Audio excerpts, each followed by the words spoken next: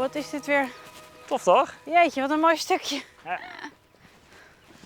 Het is hier voortdurend prachtig. Ja. Kijk uit, het gaat opeens stel naar beneden. Nee. Nou, had ik mijn laars aan moeten trekken eigenlijk. Eigenlijk wel. Nou, dat zeg je nu. Dat zeg ik nu, ja. Ja. Ja, helaas. Ja. Ja, lekker dan.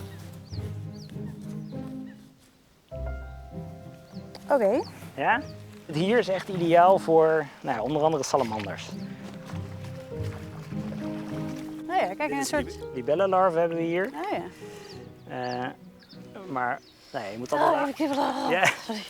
Ja, niet van deze toch? Nee, Ja. dat is van die eikenprocessie. Ja. Nee, oh, hé, vos, hier. Wat? Hier. Oh ja.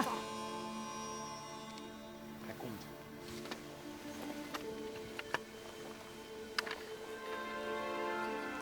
Zie jij hem? Ja, langs die struik. Oh ja, oh ja. Hij zit vlakbij.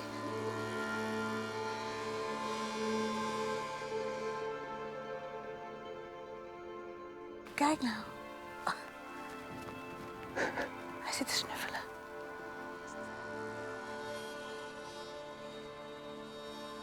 Wat leuk. Ja. Kijk, kijk, kijk. Ja. Zie je hem goed, Roel? Heel mooi. Ja, nou tof.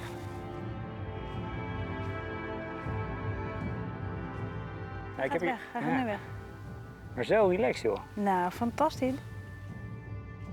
Zo, fantastisch gebied voor een vos. Ja, nee, dit is super. Ja. Nee, vossen die, zijn hier op eigen kracht naartoe gekomen. Dus sinds de jaren 90 zitten ze hier. In het duingebied met konijnen. Dus ja, die doen het hier heel erg goed. En vossen zijn echt opportunisten. Dus die eten alles wat ze kunnen pakken. Dus dat is vooral konijn, hebben we laten onderzoeken. Maar af en toe ook amfibieën of nou, van alles en nog wat. Ja.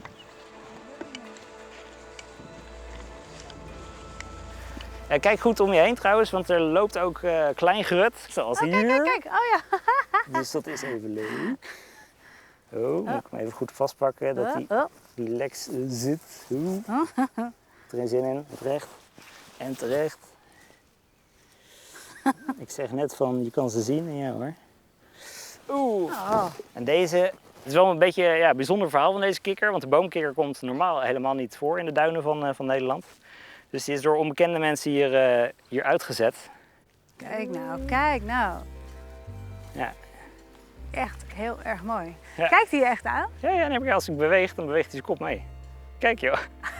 Ik heb wel een klik met dieren vandaag, hè? Kijk, maar hij zei, zit je gewoon uit te checken. Ja, toch?